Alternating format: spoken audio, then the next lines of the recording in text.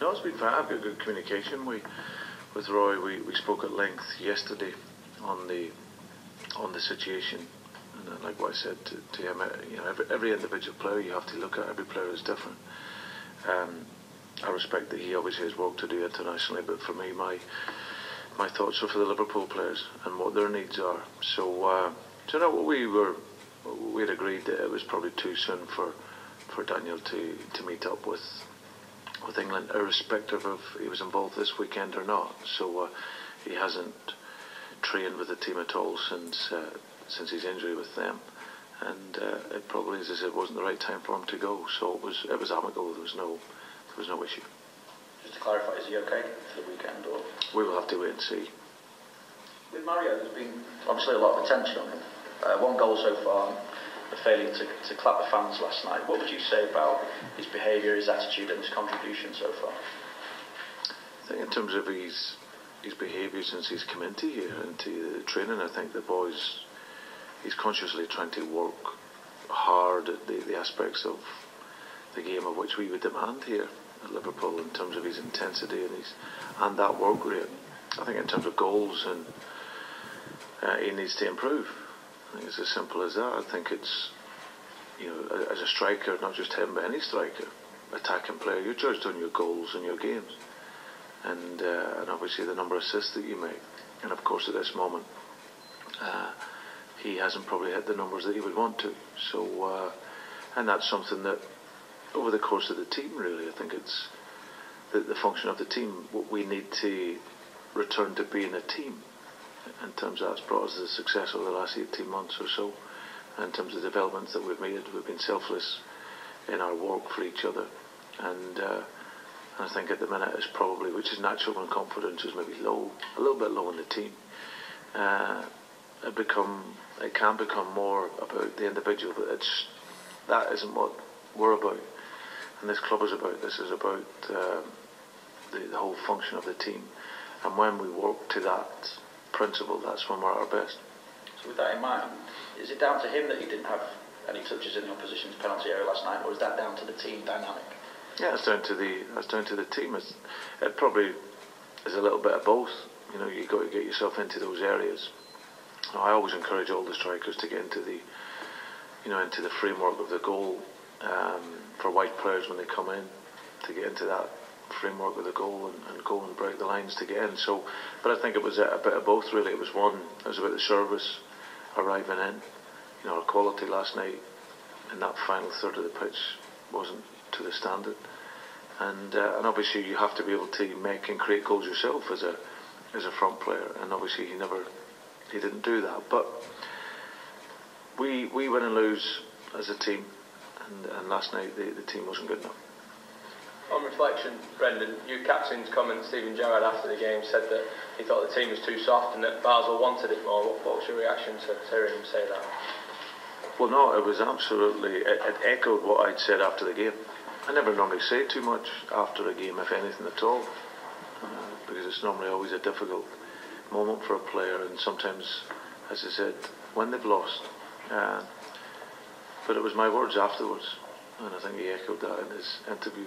So it was soft. We weren't aggressive enough as a team, and as I said, the goal that we conceded was a very disappointing goal, and something that we need to study more, we need to analyse more in terms of to find ways in which to be better. On to West Brom this weekend. What have you made to the start that they've had this season under a new manager? Yeah, well, Alan's someone I know reasonably well. He's a good guy, been around, a long time in terms of coaching. Very good man. And as I said, he's obviously gone into a new club, and his last two results have been excellent. They obviously had a very good win away at Tottenham, and obviously they looked very good once they got the first goal against Burnley. So we know it'll be a tough game for us. Alan have them very well organised, and they got some good players. So, but we expect, when we're at home, to be on the front foot in any game and look to win, and that'll be the objective for this weekend. Your first Premier League game when you came here to Liverpool was against West Brom. How does the task that you had back then compare to the task that you've got now in terms of improving what's going on at Liverpool? Well, there's similarities in terms of it feels like a new group again. Obviously, with the injection of so many players, which we did need, and obviously we've maybe had to put one or two of them in much quicker than what we would have wanted because of injuries to other players. But listen, I'm not here to whine or complain about injuries. We just need to get on with working hard. We need to, as I said, go back to the core principle of what our good play and performances and wins have been about, which is about the team.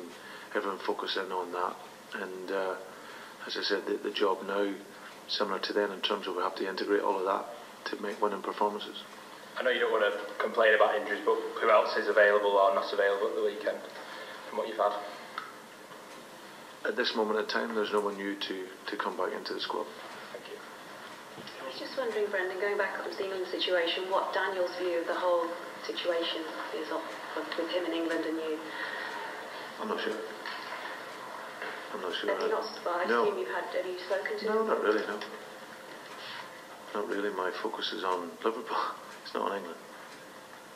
So I've spoken to him about being available for Liverpool. I can't even think about England when he's not ready to play for Liverpool. He's had a grade 1 injury now for near on 4 weeks, which is a long time. And my focus is now getting him to play for Liverpool. I think once he's available for Liverpool, then and playing and showing that level of fitness, I'm sure Roy will then look at him and, as I said, bring him into the squad. You've spoken as well about Raheem Sterling and not wanting to burn him out as well. Did those discussions with Roy that you had yesterday include perhaps the possibility of resting Raheem with these international games coming up? No. That's fine. That's it. The formation you go from 4-2-3-1, do you stay with that and you persist in that, or do you think about changing it? It's with the players that we have. I think once I get the injured players back, it gives me more flexibility. I think the idea at this moment is to keep it as simple as we can for the players, so that the team can be as cohesive as it possibly can be at this moment. I think once I get other players back that can play and adapt to a number of positions, it makes it a bit more flexible for me. How long will Joe Allen be, and has his absence kind of proven his worth to the team? I think in this period it certainly has. I think that he's a player that never gets mentioned, very rarely, but he's a player that very rarely turns over the ball. He always loves the football. He gets other people playing. And the key feature for Joe also on top of that is his intensity and his pressure. He presses the game really well. He's a very intelligent footballer. Tactically, he's outstanding in the game. And I think we've really missed his energy and his quality since he's been out injured. So he'll be back after the international breaks too soon this weekend. But hopefully, as I said, he'll be back for the QPR game. I don't want to keep going on about Daniel, but while we've mentioned it, considering what Roy said about the rest and recovery that England should have in December, their last time, how will you avoid problems in the future when Daniel is fit and being called to the England squad? I mean, I think it's in the same situation again where there's a risk of aggravating the same injury. No, I don't think the same thing will happen again. I think that, not from the conversations with Roy, they'll obviously look at that. I understand Roy's position where he's only got a few days to work with players, and he'll probably take away that maybe that intensity on that second day is something that you can't do. But you can still work players. We work players here on the second day, but it has to be tapered to the individual need of the player. So as I said, I don't think we'll see that situation again. Would you say that the club medical staff and England medical staff see definitely at odds each other in terms of how we should be dealt with them, and who wins? It's not something to discuss now. Just finally for me, in terms of struggling to form, integrating new players, struggling going for goals and conceding goals. Is this the biggest challenge you've had, do you think, as a manager, in terms of what lies ahead in the next few weeks? No, not really. Not really. It's an exciting challenge. This is still an incredible job. There's nothing changed. Yeah, the first 6 months was difficult here. And then for 18 months, we've been on a magic carpet ride in terms of our performance level and everything improving, and it's been fantastic. There was big change here in the summer, and we lost a world-class player. We had to improve the squad by bringing in a number of players, and obviously, unfortunately for us, we've lost a number of our key players. So unfortunately, it brings us into a little period of transition again. Ideally, for me, it would have been the case of keeping the squad that we had, and then adding a few bodies to that to pad it up and thicken up the squad.